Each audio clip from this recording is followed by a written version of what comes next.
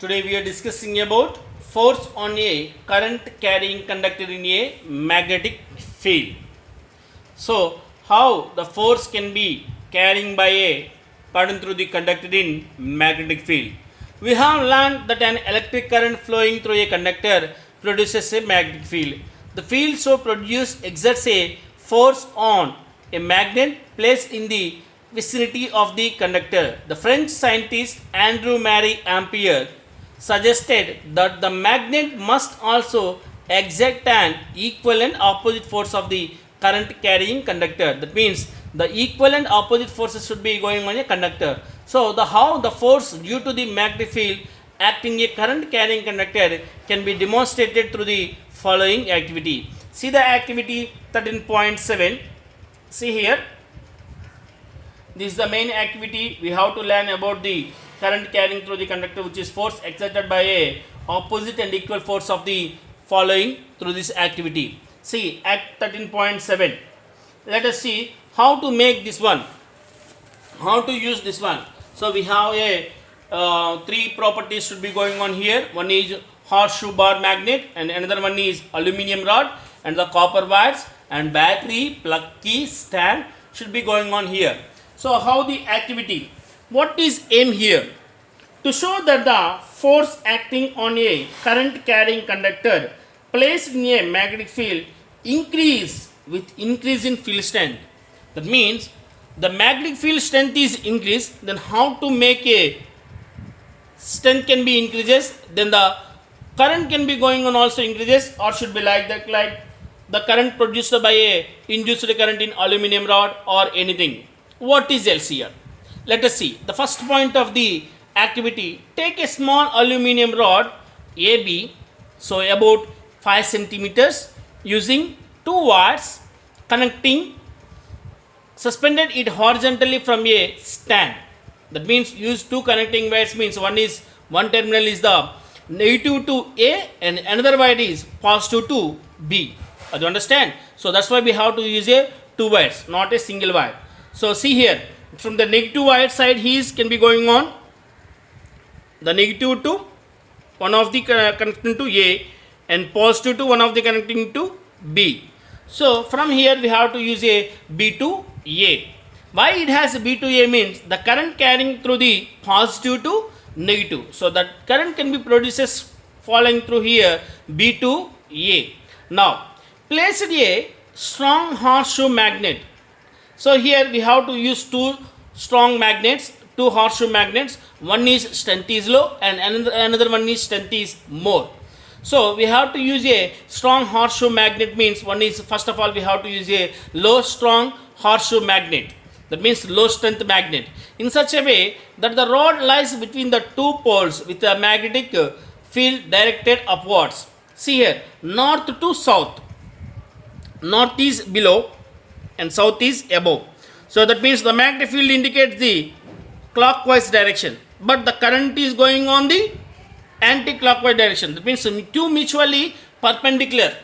Am I right? One is clockwise and another one is anti-clockwise. Here we have to go for the magnetic field is clockwise direction, the current is anti-clockwise direction. So that's why the 2 mutually perpendicular. Then how to make a aluminum rod can be going on here. Let us see. Connect the aluminum rod in series with a battery and a key and a rheostat. So already we are connected the wire. Now pass the current. Whenever the plug inserted the key, then the current will be passing through the aluminum rod. Then the ends from B to end A. Now what we have to observe here, it is observed that the rod is displaced towards left. You will notice that the rod gets displaced towards left. Towards left means which side? From the A side. See here, the direction indicates here towards left side. So that while we have to be noticed. Now reverse the direction of the current flowing through the rod and observe the direction of its displacement. It is now towards the right. Whenever the terminals can be changed here, automatically the current will be produced here. Then automatically the rod can be displaced from towards right side. Now here we have to go for activity can be going on. Arrange this all the arrange this all the equipment, then we have to change a strong horseshoe magnet. Strong horseshoe magnet. So that means a strong field length. Whenever the strong field length can be placed in place of first shoe magnet, then automatically displaced is increases. Automatically displaced is increases. When the displaced is increases, then in each time conductor moves faster than the previous time. So here the conductor moves faster than the previous time. Then we will go for it is possible only when conductor gets accelerated more, in each time required more force. So in the previous force can be more than the present force. Sorry, in previous force is less than the present force. Why in the previous force is less? Because of they have a low strength. But now this is a strong magnetic field can be going on a second shoe magnet. So that's why whenever the strong strength field can be acting on here, then the force will be going on here, should be going on very high. So that's why the magnetic field strength is increased, the rod will experiences as a greater force and moving even faster. So these are the observation by the two strong short through magnets. One is low and one is high. What is the conclusion of this activity?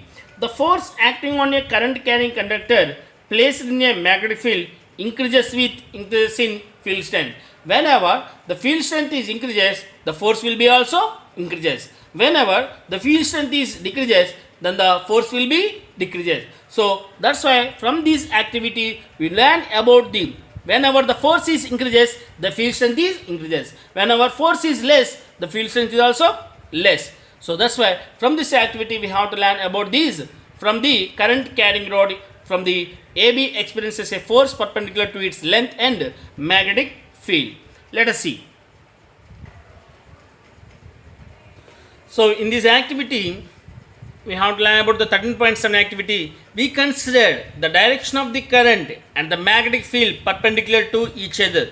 Already we learned and found that the force is perpendicular to both of them, because of the force indicates, see here, the force indicates the thumb of the motion, and the field indicates the forefinger, and the current indicates the middle finger. See, it's look like that. So the force is mutually perpendicular to the magnetic field and current.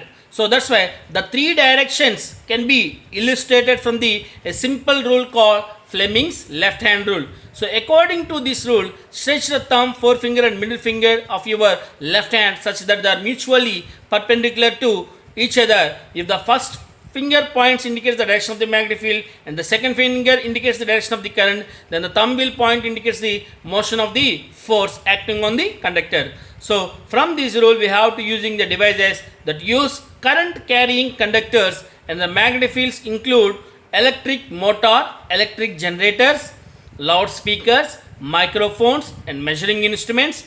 So in this next few seconds we shall study about the electric motors and generators from this applying Fleming's left hand rule or right hand rule. So we have to using by this left hand rule and right hand rule by using in electric motor, electric generators, loudspeakers, microphones, measuring instrument, such like that materials. Okay, clear? See for next class.